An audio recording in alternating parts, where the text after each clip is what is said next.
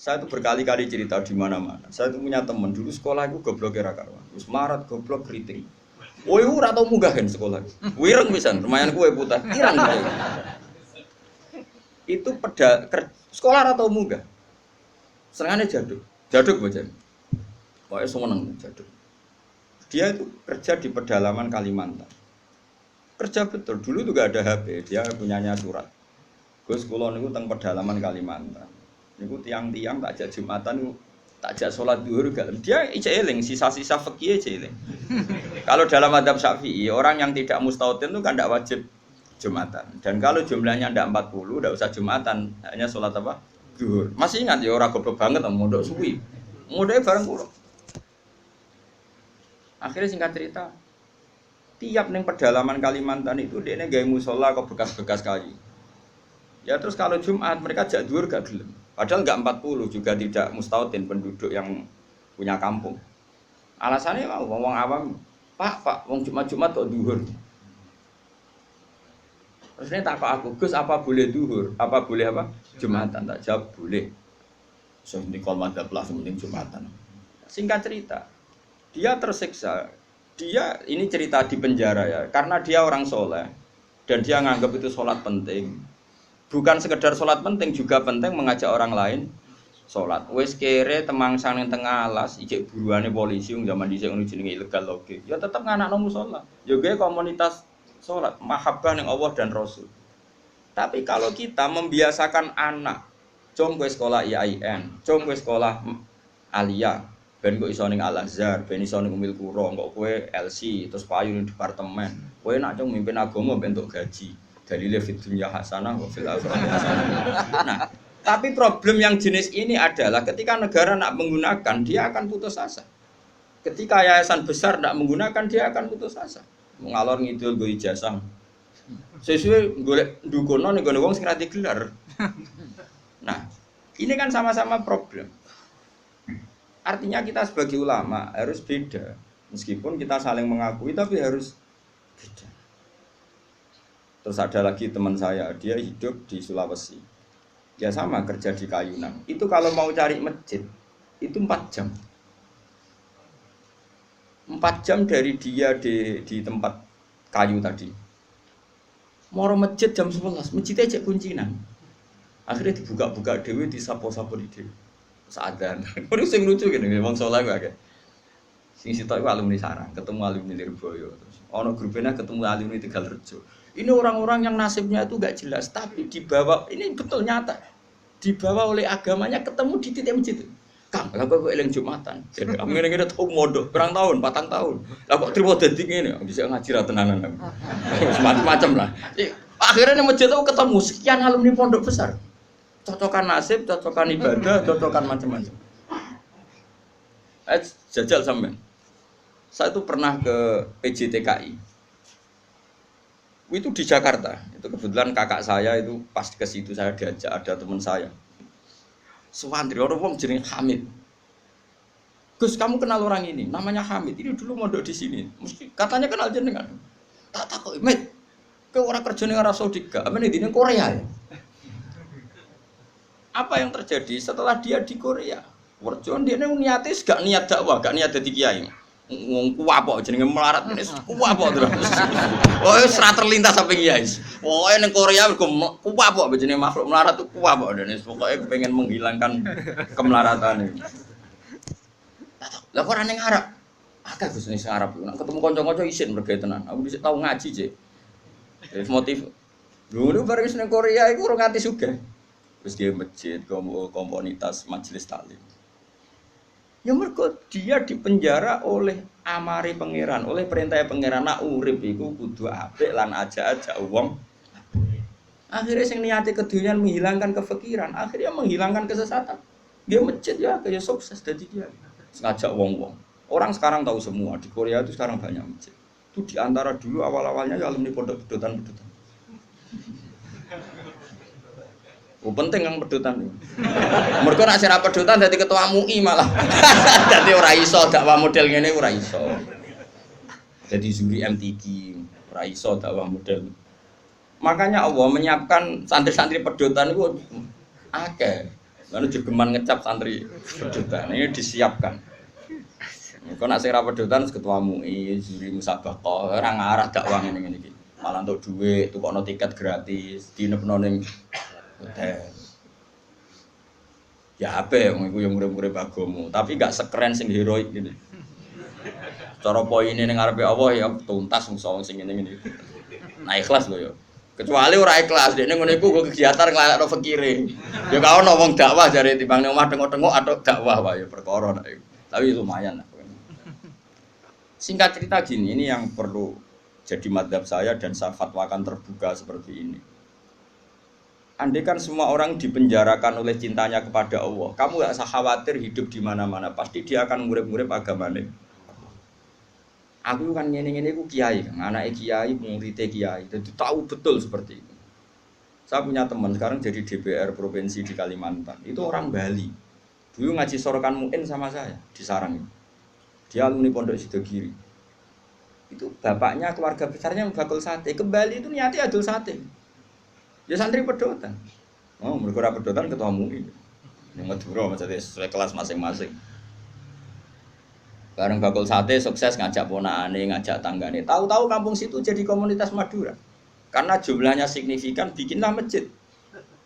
Setelah ada masjid, terus gak kepikiran anak bakul sate di pondokno di Sidogiri. Karena di situ sudah ada komunitas muslim. Ono majelis taklim, ono muslimatan, fatayatan macam-macam. Mondok ini sudah kira anaknya kebenaran, mungkin karena barokahnya dakwah. Anaknya itu alim, cerdas. Mau coba ini bisa, kosongan bisa. Di situ kiri tamat masih mondok lagi ke sana. Langsung tingkat berapa dulu yang ngetes saya dulu? Ya langsung alim. Coba. Jadi artinya gini loh, orang-orang yang dipenjarakan oleh mahabbatullah wa rasulih, kere ya gawa agama, sugih ya gawa agama, temangsang ya gawa, kemana-mana bawakan. Lalu lucunya kita sebagai pakar agama malah membatasi, cung sekolah sing ono gelar ben iso dadi ngene dadi. Ini menurut saya pembatasan, tapi tetap boleh. Saya ulang lagi tetap boleh. Nek sing bakate di gelar ya di gelar enggak apa-apa. Tapi harus ada ulama yang kayak saya. Lah kula mungkin suatu saat mungkin bisa saja Hasan nanti punya gelar enggak masalah. Bisa saja anak sana punya enggak masalah. Tapi tetap tak cekoi pikiran seperti ini sehingga kalaupun punya gelar, gelar itu tidak mengikat hanya membidik departemen atau yayasan tertentu. Tetap yang dibidik itu dakwah ilallahi wa ila rasul. Ini penting dan saya akan berkali-kali ngomong gini terus sampai saya mati. Bila perlu mati aku wali sing urip tak petuki. Asal sing urip ya wali pisah. Kan ono sinyale lah ana wali kan angel petukane. Kan gak sambung. Sinyale beda. Sing wali padha waline iso calling-callingan yang sak gambare. Sing ora kan wis berat. Enggak, wali ku kelas kan. Wali ku beda. Kaya Nabi Yakub, Nabi Yusuf itu menungso digodha Zulaikha meh tertarik. Bareng meh tertarik, mulai rontok sawat bapake ditewah kok. Padahal bapake ning Syria ning kan Nabi Yusuf bedane ning Mesir. Piye? Bapake ning Syria, gawe kepae ning Palestina. Nabi Yusuf kegodha Zulaikha ning ketewah kok bapak. Anake Nabi kok. Lah kowe sing nabok sapa ora demenan. Ora ono sing nabok. Bapakmu ra wali, kowe ra wali, lingkungane ya ora wali. Mulane dadi ngene iki sapek. Semuanya enggak menunjang. Ya, tapi pangeran ngersakno rahmat Allah jembar jute ya do apik. Nggo jalalan ngalor kidul, nggo kita apa iki? Nasohil bilipat ngalor kidul. Nah menurut saya yang penting sekarang adalah menciptakan mahabbatullah wa mahabbatu rasulih secara permanen itu jadi malakahnya, mentalnya, darah dagingnya sehingga hidup di mana-mana itu ilallah wa ila rasul. Apalagi kita dalam konteks Indonesia, orang tahu semua lah kalau Islam ke Indonesia itu dibawa oleh pedagang. Semua sepakat mengambil gelar pedagang. Ada pedagang dari Gujarat, dari India, dagang di Indonesia. Niatnya ya dagang rempah-rempah, ya kepengen sugih. Tapi mereka ini santri, mereka ini orang ora iso golek donya tok ora iso, tetep nang aja akhirnya ngajarkan Islam. Nggih betul. Itu pedagang apa kiai? Pedagang apa ketua MUI mereka di apa dokter fikih ndak, apa dosen IAIN ndak, apa kiai sing dibenum negara ndak. Ya pedagang ya wong kedonyan. Mulane harapan kowe kedonyan iki jek tinggi. Tapi asli gitu, nyanem problemnya gue asli. Maksudnya gue biasa gue itu nyotok orang ngurusi agama, gue sing kasus itu. Itu yang bawa Islam ke Indonesia, mbok kira siapa? Pedagang. Terus sekarang jadi Islam seperti ini, ada wali songo, ada apa itu. Pertama yang bawa Islam itu pedagang, bukan kiai. Terus saya punya santri sekarang di saya itu ada orang Papua. Dan beberapa santri yang ngaji saya itu orang Papua. Itu cerita ke saya, kemarin saya punya tamu, itu biasa ngaji tafsir Jalalain kalau rebut di saya. Anaknya mondok di saya sekarang. Itu cerita. Dia itu pedagang di Papua. Saya ulang itu pedagang di Papua. Itu kalau bawa jilbab, jilbab dia kulaan dari Sedan daerahnya Ali Lukman ini. Itu mau 5.000 namanya. Itu didol di Papua itu payu 50.000. Jadi nak badi yo nganti 50 juta. Singkat cerita, tanya saya gini, Gus, kenapa di fak-fak itu? Di fak-fak orang Islam itu banyak. Dia nak dagangannya fak-fak. Ini cerita. Terus tak terangkan dia. Dan saya terangkan ini tahu karena saya pernah dijelaskan detail oleh Mbah Mun. Dulu Harun Ar-Rasyid ketika jadi khalifah, Harun Rasyid orang Irak. Yang putih. Harun Rasyid itu seangkatannya Imam Malik. Dia jadi khalifah Bani Abbas di mana? Irak. Irak sing wadu sing dhisik digoni Saddam Hussein. Harun Rasyid itu periode Imam Malik dan menangi periode Imam Syafi'i. Masyhur itu. Siapa yang enggak? Terus periode Abu Nawas bareng itu sinten? Harun Ar-Rasyid. Dulu itu ada tradisi kalau orang begundal itu perusahaan negara, itu diasingkan. Gue punya ceritaan itu pilihan diasingkannya kok di Papua, di fak-fak itu. Makanya kayak fak-fak itu kan banyak wajah Arab, itu kan turunan Arab. Ya Arab begundal kayak orang apa itu aborigin, kayak orang bajingan Inggris dibuat di mana? Australia itu, kayak Australia kayak mirip-mirip gitu. Singkat cerita, mereka Nyon Sewu tuh awal-awalnya dibuat situ karena begundal, dianggap perusuh di Irak. Tapi perusuh yang mukmin, perusuh yang muslim, ternyata di fak-fak sekarang ya jadi komunitas muslim. Wah, Islamnya keren, yang soleh ya banyak, bahkan ada yang pernah turunannya orang jadi perdana menteri di Timur Leste, sinten Mar'i, sinten Al-Qadiri. Bangsanya di sana itu Al-Qadiri. Oh, ya kumpul Islam ning kono, yo ala Arab, pakanane udah daging wedhus, ya sok ala Arab. Karena apa? Islam. Wis duaan wae cek ngurip-ngurip agama. Lho maksudnya wis ora trimo pedotan santri yang ini malah parah meneh. Lho ternyata di sana kata teman-teman saya yang dagang, nang kono kuwe enak. Bahkan saya mau main di Nabire di beberapa Papua, sama santri saya jangan, Bos. Jenengan nak dolan teng fak-fak relatif aman, terus komunitasnya sudah muslim Arab. Si santri saya tadi tanya, kenapa fak-fak bisa begitu?